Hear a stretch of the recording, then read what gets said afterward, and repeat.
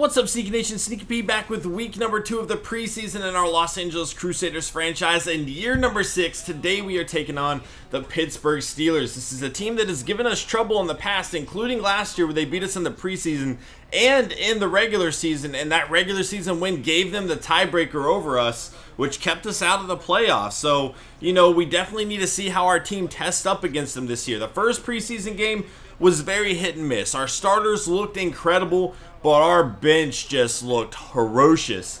And that's something that we need to keep an eye on. If my bench doesn't impress me, we might have to make some massive changes before the regular season. Granted, we're going to be relying on our starters, obviously, but if something were to go wrong, an injury were to happen, we need to be prepared for that. Nick Foles and Martavis Kane still leading the way here for the Steelers. They got Young at fullback, Kendall Wright, the former Crusader, number 1 wide receiver, Antonio Brown with him, James Jones, Robinson, Malik Cosby, a guy that we are pretty familiar with, the former Kansas City Chief tight end, is going to be their new tight end. Another guy to keep an eye on. Pretty good offensive line, and that opens things up for their young running back, Kane, as we saw last year. We know what he is capable of doing. Hopefully we don't have to deal with him too much today in the preseason, but he is a guy capable of making big plays. They got a lot of guys along their defense that can make big plays. However, their corners are not all that great. Maybe that's something that we can take advantage of, hopefully.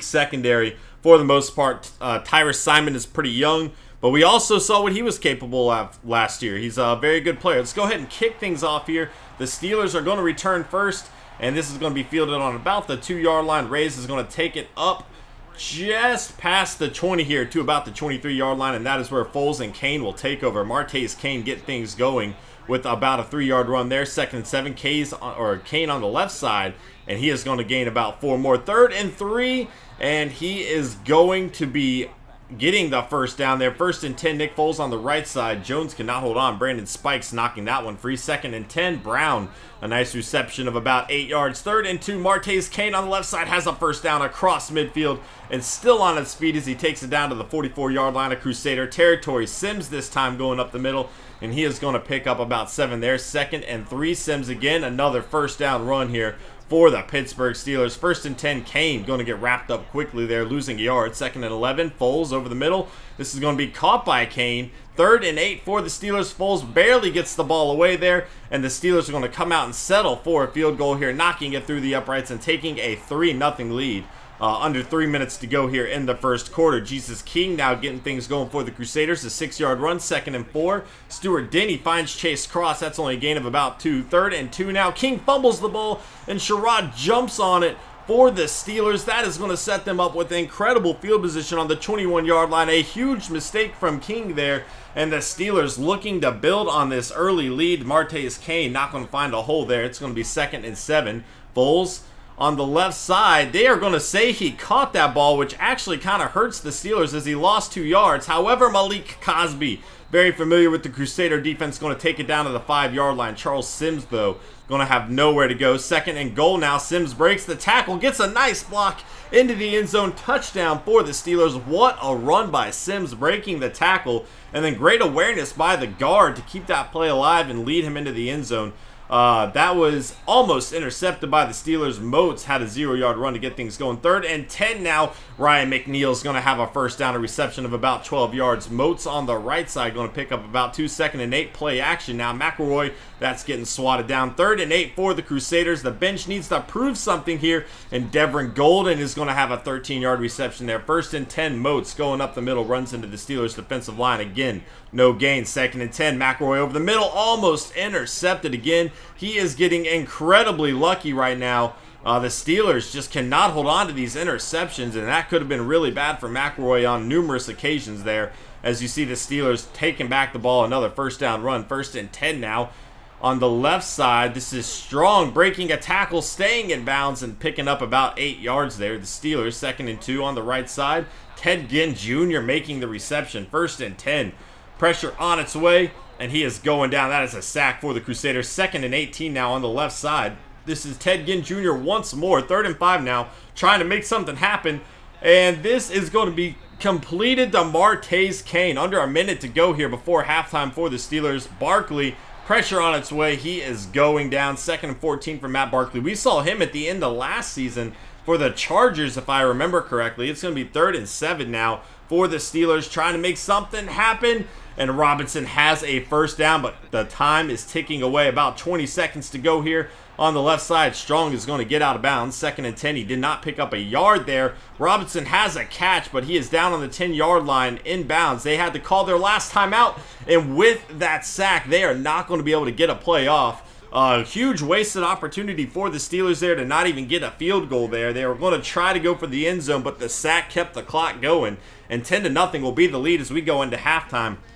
Crusaders not looking good at all. Only 32 yards in the first half. The Steelers dominating every single category. We really need to see our bench players step it up here in the second half. And Moats is going to get things going on the left side, picking up about a yard. 2nd and 9. This is going to get swatted down, intended for Chase Cross. 3rd and 9 now down the field, and he overthrows Chase Cross. That's going to give the Steelers the ball back with great field position, and Charles Sims, who's had a good game so far, is going to pick up 6 there. Sims again, another first down run, still on his feet all the way to the 38-yard line of Crusader territory. Matt Barkley is going to fumble the ball.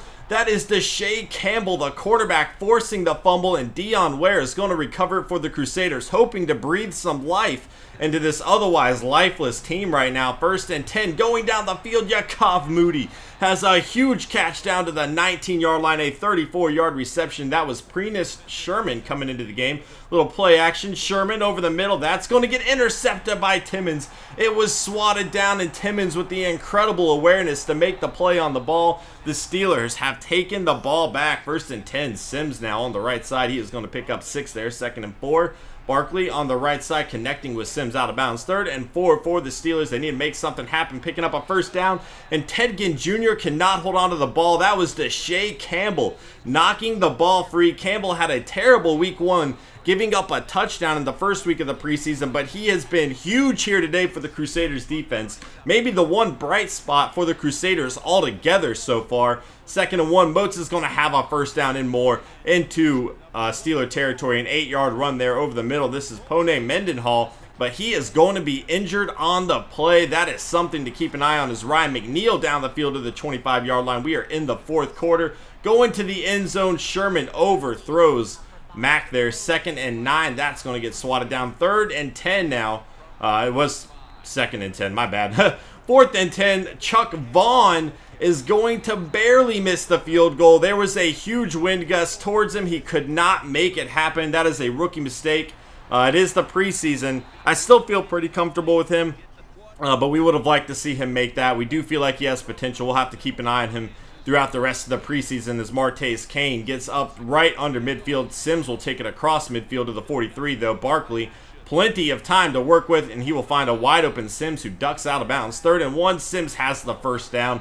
Crusaders are just struggling right now as Sims bowling over Crusaders defenders on his way to a 14-yard gain. They are going to have a penalty here. That's going to make it 1st and 19 for the Steelers as Barkley connects with Strong on the left side. He's going to get pushed out of bounds at about the 28-yard line. 2nd and 15.